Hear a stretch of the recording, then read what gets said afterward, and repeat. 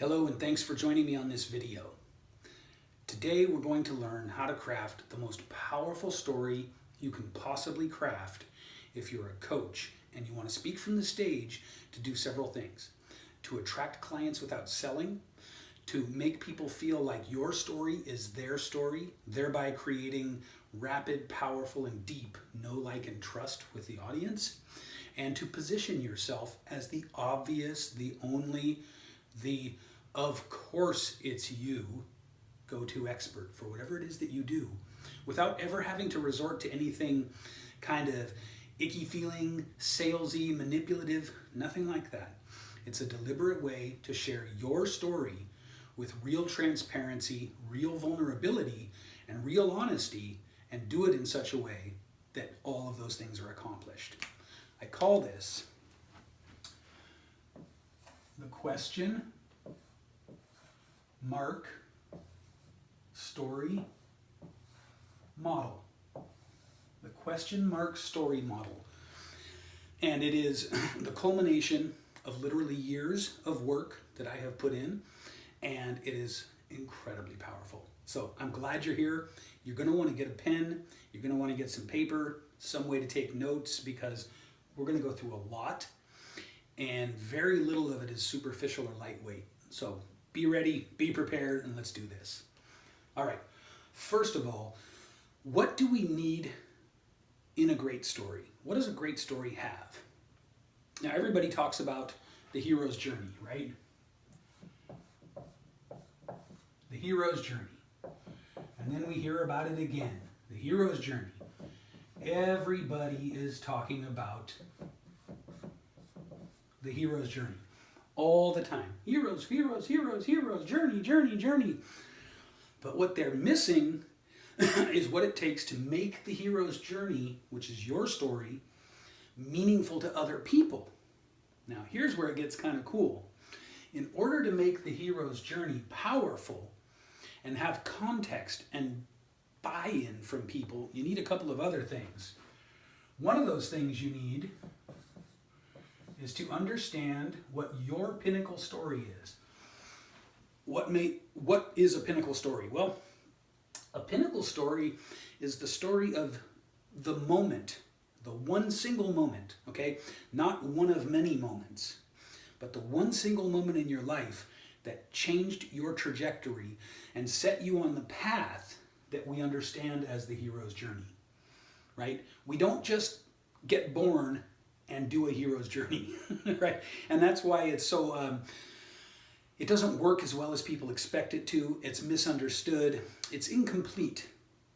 Now, the pinnacle story for you could be anything. It could be the loss of a loved one. It could be winning the lottery. It could be, anything at all. But it's the thing that was so intense that it shocked you out of your old life. It was your cosmic level aha moment. Are you with me so far? I call it your shakabuku moment. That's the moment where you got a swift spiritual kick to the head that altered your perception and therefore your trajectory forever. So you start with the pinnacle story. Now I bet that since I've been saying this, you've got one in mind. Jot it down. Just jot it down. One sentence, one word, doesn't matter. Jot down your pinnacle story. But then, from the pinnacle story, we need context. And context is created with a little something I call our back history. See, the pinnacle story alone isn't enough, because let's say your pinnacle story is you crashed a race car and you had a near-death experience and that set you on this new course. Could happen, right? But here's the thing. If you're from a long line of race car drivers and stunt drivers, and everyone in your family has crashed race cars and almost died, it's not a big deal. Do you understand? However, if you're, and I'm just making this up as I go along, let's say you're, I don't know, you were raised on a farm. All you were ever taught was how to do farm work. Then one day with some friends, you broke into the track, the racetrack, found a race car with the keys in it. I know it's improbable, just bear with me. Started it up in a fit of youthful indiscretion, right, raced it around the track and then crashed and almost died. Now that is a turning point. You see the contrast I'm creating there? Contrast is created by selecting your back history stories so that they create the distance between that pinnacle story that happened and what your life was like leading up to it. So, once we have the back history stories established, we return to the pinnacle story. Oh my gosh. See this? This is very important to hit them with the pinnacle story, create the contrast through the back history, and then return to the pinnacle story. Then from there, we can talk about our hero's journey. Check this out, if you haven't already noticed this.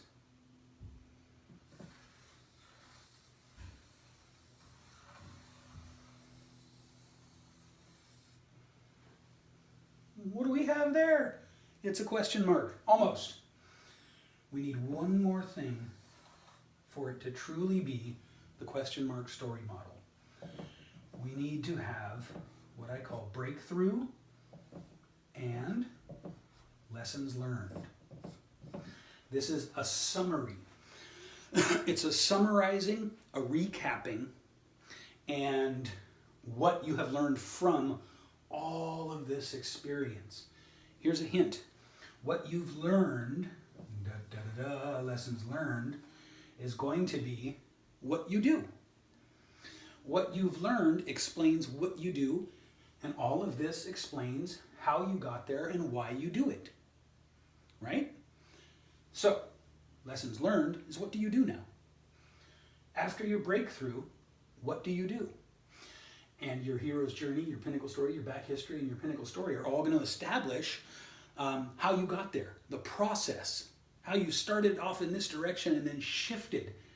And then you struggled through the hero's journey over and over again until you had your breakthrough and your lessons learned. How's that working for you so far? Do you understand now why the question mark story model is more powerful than other storytelling methodologies? Now, I promised you that I would show you how to tell your story in such a way that people felt like you were telling their stories. Okay?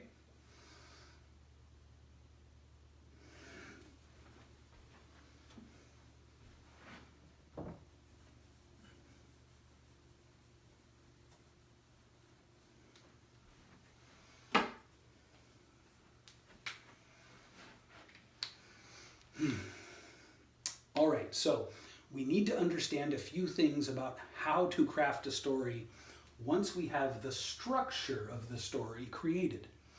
The question mark story model is the structure of your story. Now I'm going to share with you some concepts on how to craft the story within this. And what we do is we use an acronym that I have created called the STORY acronym.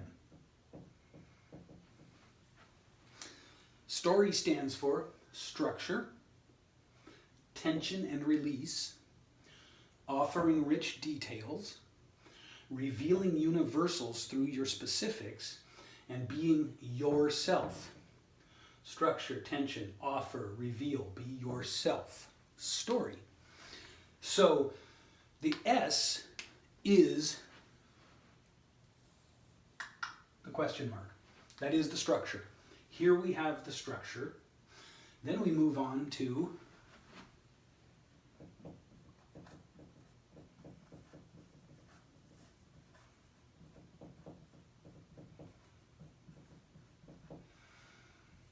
tension and release. Tension and release is key because emotionally you want to be able to strategically bring us to the edge of our seats and relax us. Bring us to the edge of our seats and relax us. And how we do that is through creating moments of tension throughout. This is a huge tension right here. Then you go to the back history and you're talking about your childhood and selected stories from your childhood, and you want to tell those in such a way that there are moments of contraction and clenching and nervousness and then relief. Over and over again. Tension and release wants to go like this. Very important. Never like that. Okay? So tension and release. Now, there's more to this than I could possibly put in one video, obviously, but I just want to give you an overview here.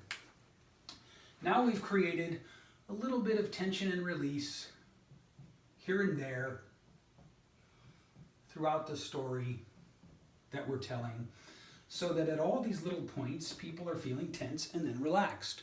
This keeps them paying attention, it keeps them engaged, and it keeps them bought in to the story we're telling. Next, we want to offer rich details. This one could be a master class on its own.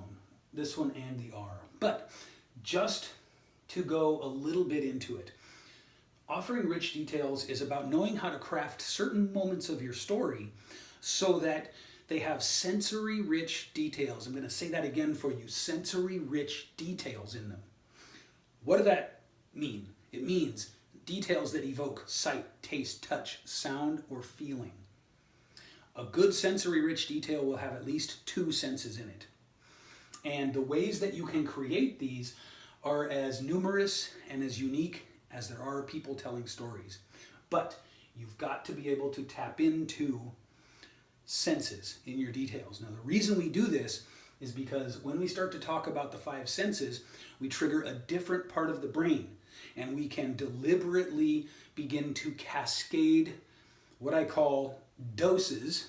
Now, follow me closely here. Dopamine, oxytocin, serotonin, and endorphins in our listeners. When you can trigger those happy chemicals, dopamine, oxytocin, serotonin, and endorphins, you have literally stepped inside someone and made them feel good. When you make them feel good, they know you, they like you, and they trust you. Does that make sense? When we can trigger dopamine, oxytocin, serotonin, and endorphins, we rapidly create know, like, and trust. Pretty cool, right? Now, there's another side to this too. Some of your rich details need to be negative. You've got to not only create, I'm going to really clutter up the board here. You've got to not only dose us, but you've got to be an ace at making us feel tense as well. What does ACE stand for?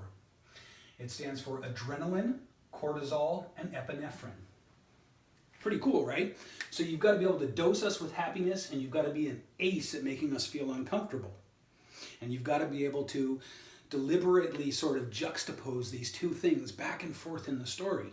One moment we're really tense, the next moment we're relieved. What you're doing is you're setting off cascading chemical effects, the same chemical effects inside of us that we attribute to what? Know, like, and trust. And then discomfort. So you create discomfort and then you solve the discomfort. Very cool stuff, right? Next, we want to reveal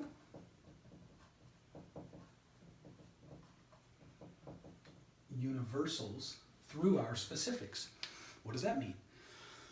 Revealing universals through specifics is a deep understanding that although the specific circumstances of your life, as outlined by these stories here, are unique, in other words, no one's done exactly what you've done, they are unique details overlaid onto fundamental experiences we can all relate to. Unique details overlaid onto fundamental experiences that everyone can relate to. Love and loss. Feeling like an outsider and feeling acceptance. And on and on and on it goes, but those are some primal level ones. So, whatever happened to you is unique to you, but it's the details that are unique. The underlying thing is what connects you to other people. So your experience of feeling like an outsider, being abused, being punished, being left to your own devices is unique. But you have to be cognizant of the fact that other people can relate to the underlying feeling of it. Right?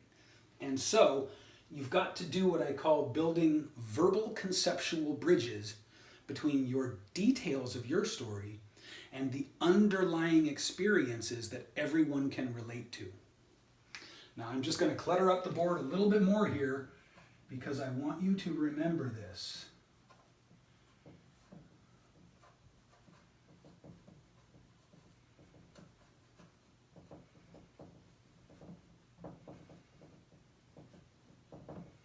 You've got to be able to build those verbal conceptual bridges between your specific unique details and the underlying experiences that we can all relate to.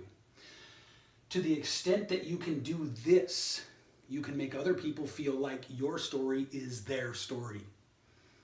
I can't stress how important and powerful this is. If you're in the audience and someone's sharing their story with you from the heart, without any pretense or guile, without any salesmanship or that icky feeling like it's well rehearsed, right? And you can put yourself in their shoes, and what they do solves your problem, this is going to be the person that you want to have solve your problem. I'm sure you can see as a coach how that's valuable. Last thing. Be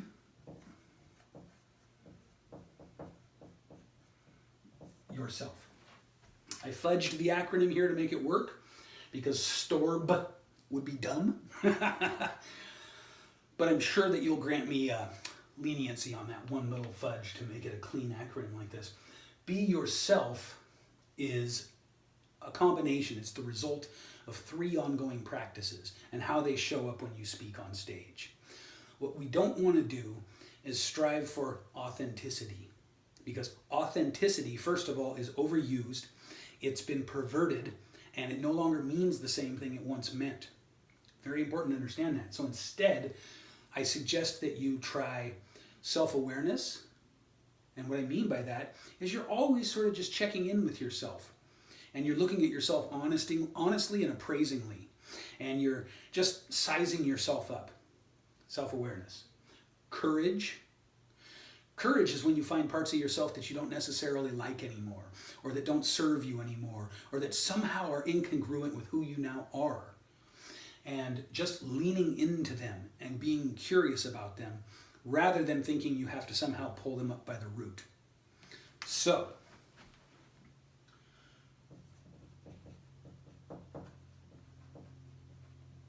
self-aware,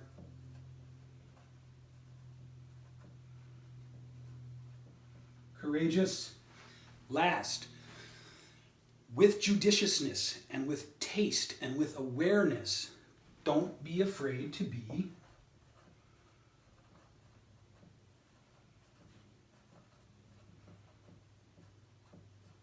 vulnerable. I don't mean run around sharing your innermost sort of underbelly of your life with everyone all the time indiscriminately, which is most of the time how people use authenticity or vulnerability, right? It's only when it's appropriate, only when it fits the situation, only when it will help to create connection between you and other people. It's the only times you want to do that. If I don't know you and you don't know me, and I just lead in with how bad my life is and how much of a victim I am, it's going to turn you off. But if we forge a rapport and I'm listening to you and we're connecting, and then I share a vulnerable story, that's going to bring us closer together. Again, there's so much more to talk about here, but if you remember the question mark story model, including the Pinnacle Story, the back history stories, return to the Pinnacle Story, hero's journey, onto the breakthrough and lessons learned, and you can layer that with the story acronym, tension and release, offer rich detail, reveal universals through your specifics, and be yourself, you will have the makings of a story that's so powerful that it will do all of your marketing, positioning, and selling for you. Thank you so much for checking out this video. I really appreciate it. There's going to be a link below.